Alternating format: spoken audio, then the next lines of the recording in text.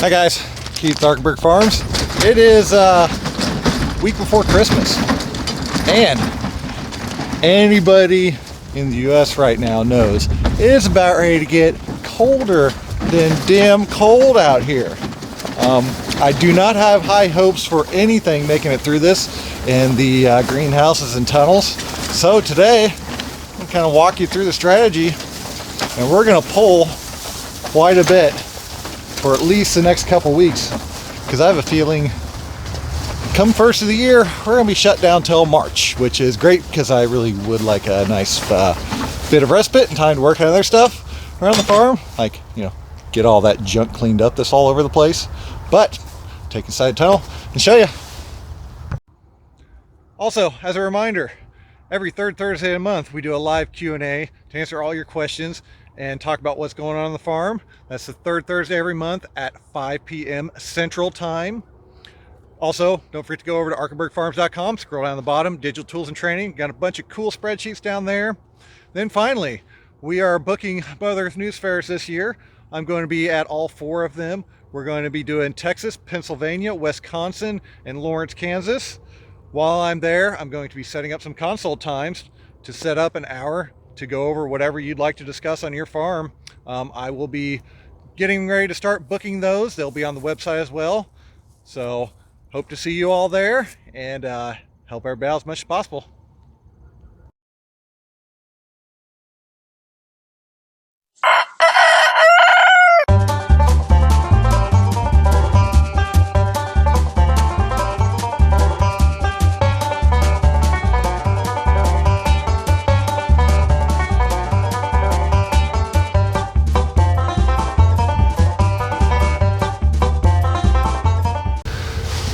Okay, so we're now inside of my tunnel.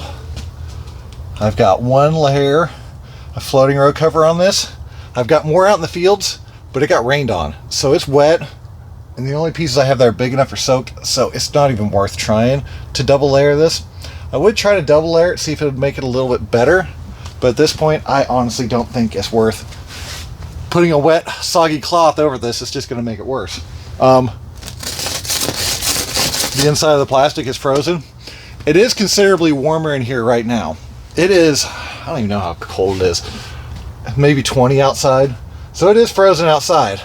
But inside of the greenhouse here, we are considerably warmer, and my floating row cover is not frozen. I mean, we've got a good amount of production here.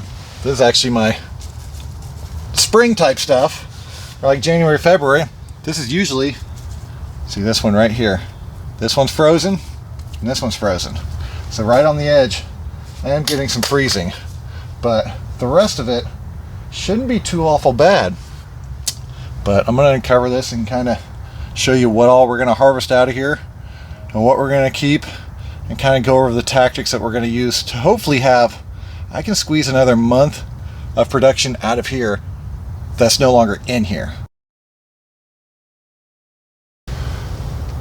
So, this bed here, kale, broccoli, spinach, leafy greens. Let's go through the game plan on this. I'll turn you around. So the kale is going to be pretty easy. Kale will store, in my experience, for about a month. Sometimes a little longer. Does great. But what I'm going to do is I'm going to strip these down. I will leave these little leaves in the center, but anything hand and bigger is coming out.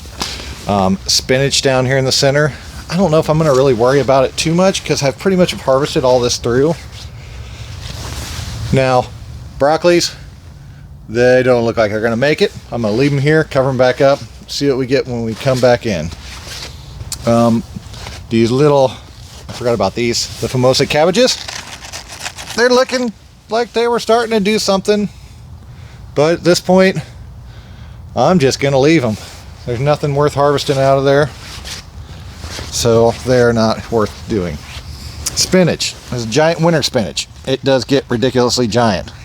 Also starts to get yellow when it starts to run out of gas. I am harvesting all this out. This will hold for a couple weeks, and the way I've been selling it, I probably only have 2 weeks left anyways. Now comes the leaf lettuce. I've got an overabundance of leaf lettuce. This was actually an experiment.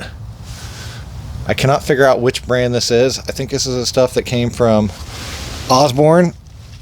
So what I'm going to do is I'm going to harvest out probably 2 totes. I'm going to aim for about 40 pounds of this leaf lettuce out of here.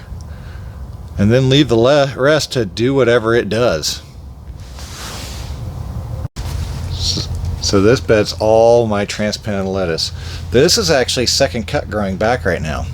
It's doing pretty good. Actually see on the edge it's getting a little frozen. I'm going to leave it because I just want to see what will happen. It grew in the cold, so it might be a little bit more hardy. Now for all this stuff down here, I'm going to do a combination of things. I'm going to harvest probably 2 full totes of just leaf, and then I'm going to go through. Yep, the aphids just landed in that. You can see all the little white specks. So they're just starting to move in on this stuff. I had a feeling they would. It's about the time they do. But anyways, the stuff down here, I'm going to harvest the whole heads. The whole heads will actually hold longer because you cut the leaves off of them later. The biggest problem with your leaf lettuce is where you make your cut is where it starts to oxidize, and that's what makes it look old quicker. Where the leaf is actually still good, and all this stuff is super winter hardy anyways. But if you cut the head and then cut the leaves off the head when it's time to sell, you have a much better looking product. And we should be able to hold those for about a month. So that'll get us clear into the beginning of February. Now it's just time to start the harvest. Kale's the easiest one.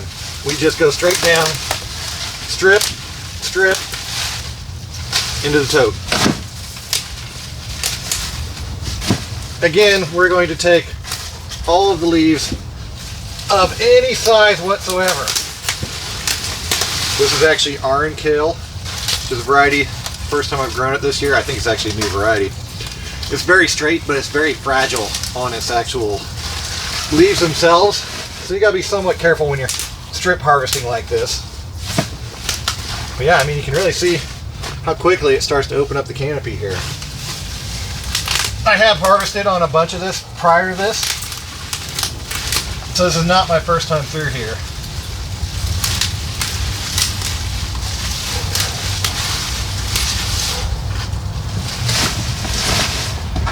Okay, there's 4 plants right there. So we'll move on to the next ones. So there's one bed of kale stripped. Only left a few of the larger leaves on. Got one really good, tight, packed tote. Spinach is getting clear cut.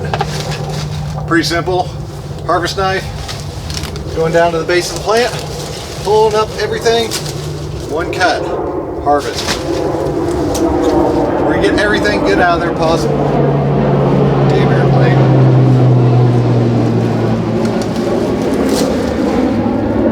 Do that all the way through this bed. The one thing I am going to be careful about is any of the leaves that are starting to fall apart and rot already. I'm not going to throw those in my bin, but like I said, the majority of this is already sold, and maybe next week will be the end of it anyway, so we're going to wash it all and bag it up immediately so we know exactly how much we have to start with. There is one completely cleared little block of spinach and one tote of spinach. It's a pretty good yield. Now on to our leaf lettuce, and I'm going to take a whole tote of that. Now for our direct seeded leaf lettuce. This is going to be another clear cut. Not even going to try to get a second cut off of this. Stuff down at the end I noticed was a little ugly looking, so I'm just chopping that out real quick. But no, I mean, you go through just like usual, single cut, into the bin. Trying to avoid, I've got some dead stuff in the bottom, so I'm trying to get that out. But hopefully it didn't get too thick, and I can get a nice clean cut out of here. Not a lot of junk in it, like I'm kind of seeing here at the beginning of this bed. Because I don't want to be doing that the whole time. The idea is to actually because I've got a lot of it and it's all going to die. I want to get into the clean stuff. Get the clean stuff out of here. Even if I have to harvest a little higher and I'm only getting that much. So there. Oh, that's a good 15 foot of bed of leaf lettuce. Cut really high to keep above the really gnarly stuff. Got one good tote. Probably 15, maybe 20 pounds worth of lettuce there. So now we're on to our transplanted head leaf lettuce. Now my transplanted leaf lettuce, about the same as the other leaf lettuce, except what I do, like when I usually harvest it, I bring everything up and I'm going to cut these babies low because I know they're really nice looking inside of there. And I can even take the stuff on the sides too. I'm trying to get as much yield out of these as possible. I'm going to fill up 2 totes, which should give me about 40-ish pounds.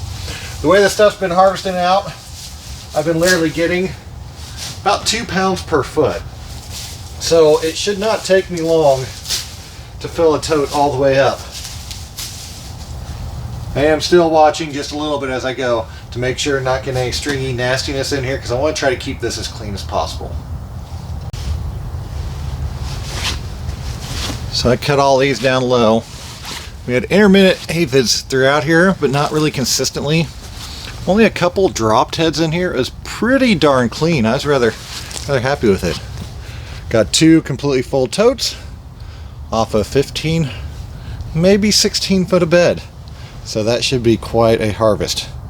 Now to move on to this and harvest heads. That'll be cut down in 1 month. Now we're going to go through and start actually harvesting our heads out. Again, we're just cutting these whole to cut into leaf lettuce later. So basically we're just going down to the bottom, cutting out the head, removing whatever we see it looks bad on the bottom, and we're just going to take the whole thing, throw it into our harvest tote. This is a very good technique I've learned. I believe I learned this from Michael Kilpatrick, if I remember right. And this way we can stretch a little bit more time because where you cut it is where it goes brown. One other thing I haven't really talked about is the harvest knives we're using. They are all ceramic. These cause the least browning on any of the produce we cut on any knives that we have, and that is because they're ceramic, so they don't cause that reaction to start the browning right away. So we're just going to take these bad boys. Again, we're going to put them in the tote upside down to kind of hopefully help them drain a little bit. It's a little bit slower going, but this will probably be the last harvest we get out of there, so I'm not really super concerned about time this time of year. I'm just trying to get this last bit off because I know I got places to sell it, so I might as well get it while I can. I mean, those are really good size, nice looking lettuce that hopefully keep us going until February. I'll be sure and keep you all updated on that. And there we go. We got 2 full totes of full size heads to cut the leaves off later. We're very careful not to let these into the tote because these won't do us any good because they'll brown. We want them connected to the head so the head is still actually alive and just sitting in preservation. I was going to do a third one, but I think because these are both right next to each other, cut it about the same line. Let's see if I can't find another piece of row cover over underneath these and cover this bad boy up. So all in all, I got a decent amount out of there. Should get us by for hopefully next month. And it's going to get cold as all cold around here and pretty much everywhere else. So now's the time to kind of consider, you know, what you don't have, what you could use for next year, how you can make your season last even longer. Kind of like I do this way. I also left the other stuff down there to do as an experiment and kind of see, you know, kind of how it works and how it handles inside of that caterpillar tunnel. I don't have any expectations whatsoever, but you know what? If it does, it does. If it don't, it don't. So next week we'll actually go back in there and take a look at it and kind of see what it looks like. I know everything out in the field is going to be gone. We got one day a high of like 6 and a low of like 12 and that's Fahrenheit. So that is going to be an end of games out here. So as always, hope y'all like what you saw today. If you did, don't forget to like and subscribe. Thank y'all. Have a good day.